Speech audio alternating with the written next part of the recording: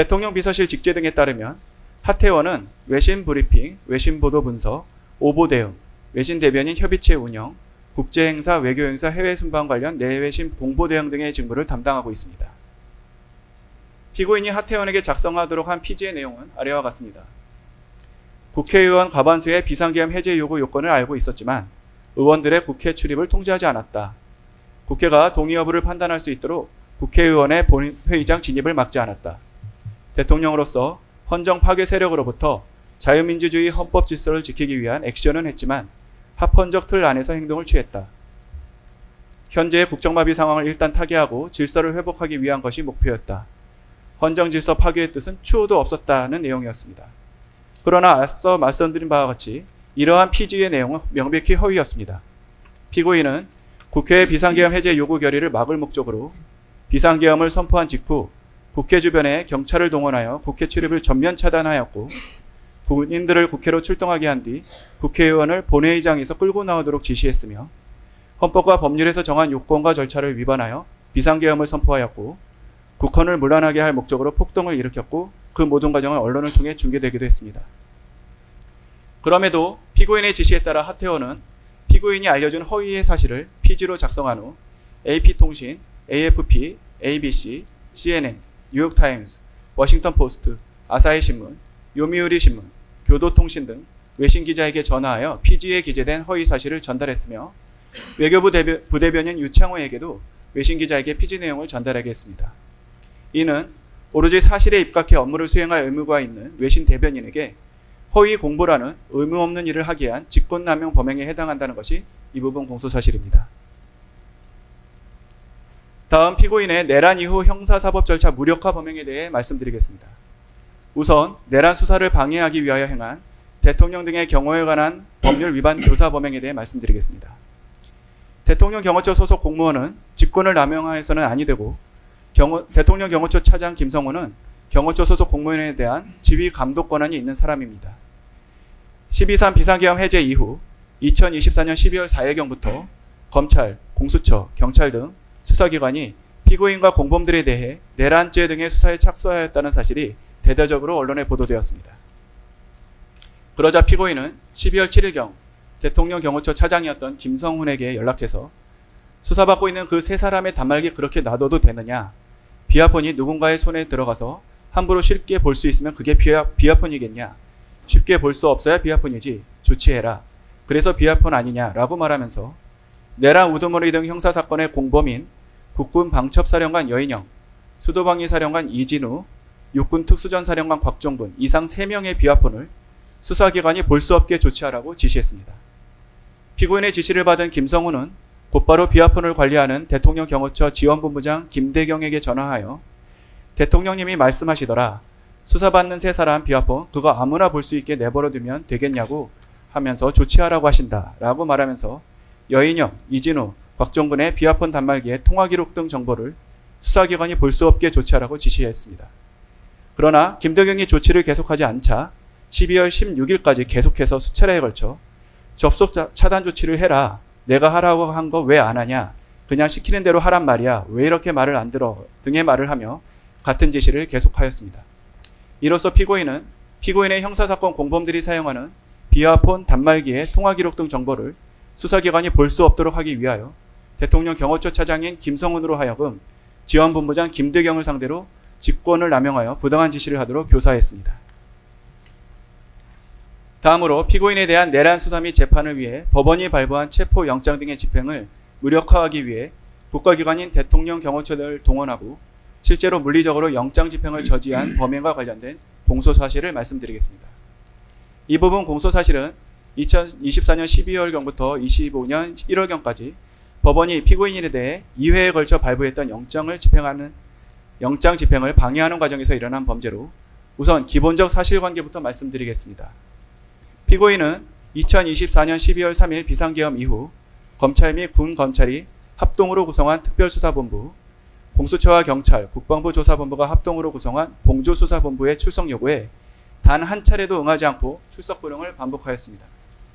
결국 법원은 2024년 12월 30일 피고인을 내란 우두머리 등 혐의로 체포할 수 있는 체포영장과 함께 피고인을 체포하기 위해 대통령 관저 등을 수색할 수 있는 수색영장을 발부하였습니다. 우선 2024년 12월 30일자 체포수색영장 집행과 관련된 특수공무집행방해, 직권남용 권리행사방해, 범인도피 교사 범행에 대해 말씀드리겠습니다. 법원이 발부한 영장을 집행하기 위해 공수처는 2025년 1월 3일경 앞서 말씀드린 체포영장 등의 집행을 시도했습니다.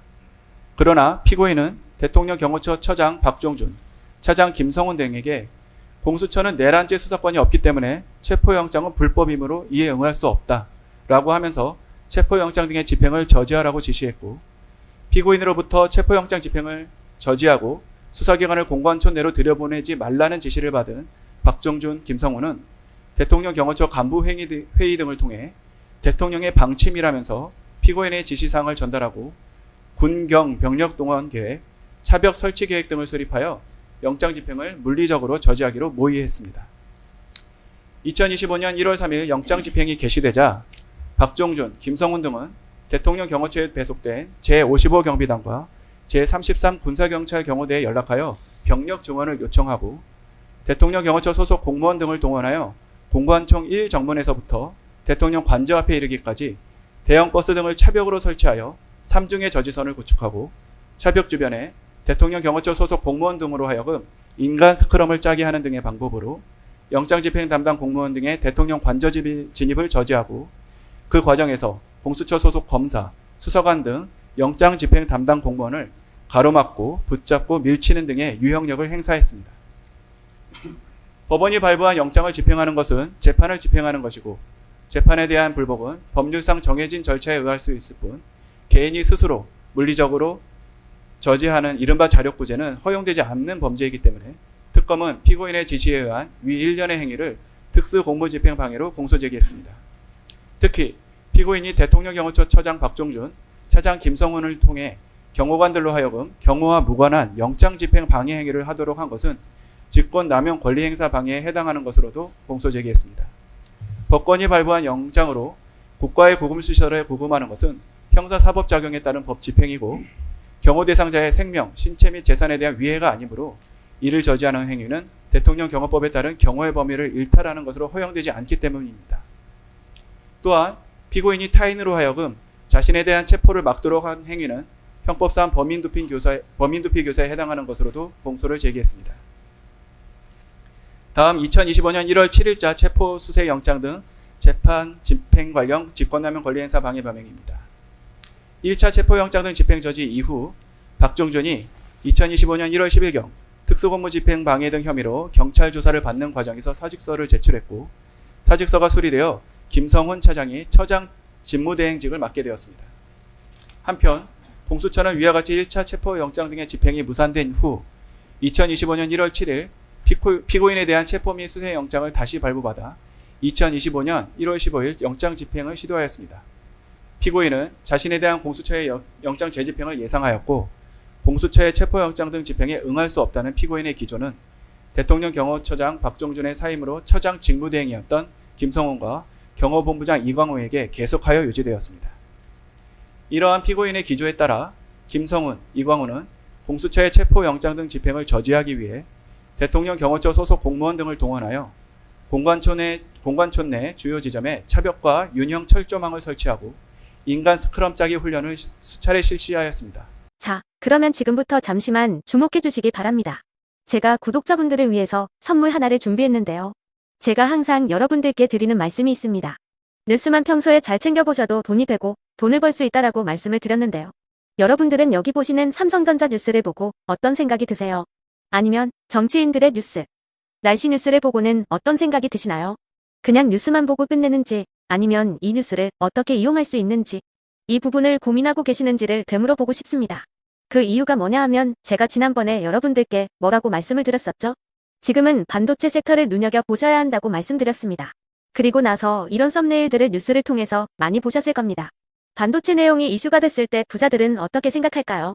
반도체 관련주들은 뭐가 있는지, 어떤 종목이 가장 좋은지, 어디에 투자해야 돈이 몰리는지 자연스럽게 생각한다고 제가 말씀을 드렸죠. 그 이유가 뭐냐 하면 부자들이 봤을 때는 이슈가 곧 돈으로 이어지고 그 이슈가 나에게 돈을 벌어준다는 경험적 확신이 있기 때문에 부자들은 항상 이런 사회적 이슈를 관심 있게 챙겨본다고 제가 말씀을 드렸습니다. 이번에도 마찬가지인데요. 제가 지난번에 시청자분들과 함께하는 주식으로 수익 내기 이벤트를 진행했었죠. 당연히 100% 무료로 진행을 했었고요. 여기 보시면 아시겠지만 제가 지난번에도 구독이라고 보내주신 모든 시청자분들께 반도체 관련주 중에 가장 크게 급등할 딱 한 종목, 많은 종목도 아니라 한미반도체 한 종목을 여러분들께 추천드렸어요.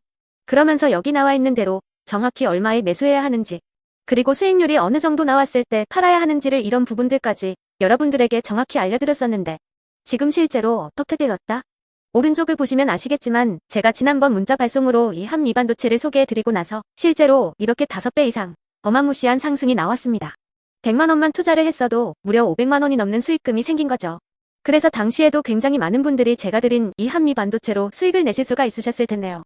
또 최근에도 두산 에너빌리티라는 종목을 소개해드리고 2배가 넘는 상승이 나와주었습니다. 다시 한번 축하드린다고 말씀을 드리겠고 이번에도 마찬가지입니다. 앞으로도 2025년, 2026년 계속해서 기대해볼 섹터는 AI입니다. 그 중에서도 AI 반도체는 그 누구도 부정할 수 없는 미래성장 산업입니다. 그러면 우리가 어떻게 생각해 볼 수 있을까요? AI 반도체 종목 중에 앞으로 크게 대장 역할을 하면서 10배 이상 급등할 수 있는 템베거 종목을 지금부터 열심히 추적해야 한다는 겁니다. 큰 돈을 투자하지 않더라도 월급의 일부분 아주 소액이라도 이 종목을 모아가야 수백 %의 수익률을 손에 쥘 수 있는 것이죠. 지금 여러분이 보고 계시는 이 유튜브 또한 AI 반도체와 아주 밀접한 연관이 있고 반도체야말로 대한민국의 핵심 산업으로 앞으로 더더욱 시장은 성장할 수밖에 없습니다. 또한 현재 이재명 정부는 코스피 5천을 공약으로 상법 개정까지 단행하면서 우리 주식시장을 살리려고 많은 노력을 다하고 있습니다. 5년 동안 정부는 우리나라의 주식시장을 살리기 위해 주도적으로 행동해 나가면서 이재명 대통령 본인 또한 코스피 지수에 본인 월급을 투자하겠다고 선언한 상황인데요. 그렇기 때문에 제가 이번에도 뭘 보내드리고 있냐면 지난번과 똑같이 구독이라는 문자를 보내주시면 제가 AI 반도체 관련주 중에 앞으로 대장주 역할을 하면서 주가가 가장 크게 급등할 한 종목을 여러분들께 문자 발송으로 종목명과 사고 파는 시점을 모두 알려드릴 건데요. 그 문자를 받고 여러분들이 주식으로 돈 버는 연습을 한번 해보셨으면 좋겠고요. 혹시라도 나는 주식을 하지 않는다 하시는 분들은 주변에 주식하시는 지인분들에게 말씀을 해주셔도 되고요. 아니면 연세가 있으셔서 투자가 어렵다 하시는 분들은 이 종목을 자녀분들에게 한번 사봐라, 이걸로 한번 수익을 내봐라, 이렇게 조언을 해주실 수도 있는 거겠죠. 그래서 지금 이 영상을 보시는 시청자분들 중에 나도 이번 종목이 좀 궁금하다 하시는 분들은요. 누구나 상관없이, 그리고 어느 시간대나 상관없이 부담 없이 010-2250-0333번으로 구독이라는 문자 보내주시면 제가 이번에도 똑같이 무료 추천 급등주 문자를 보내드리겠습니다. 이해되시겠죠? 제 번호 010-2250-0333번으로 구독이라는 문자 보내주시면 여러분들이 직접 이슈를 통해서 돈 버는 연습을 해보실 수가 있는 거고 제가 돈을 받는 것도 아니고 투자를 대신해 드리는 것도 아니기 때문에 부담 없이 신청해 주시면 되는 겁니다. 그리고 수익이 나면 저는 다른 것은 하나도 바라지 않습니다. 제 채널에 구독, 좋아요 한 번씩만 눌러주시라. 이렇게 다시 한번 말씀을 드리겠습니다.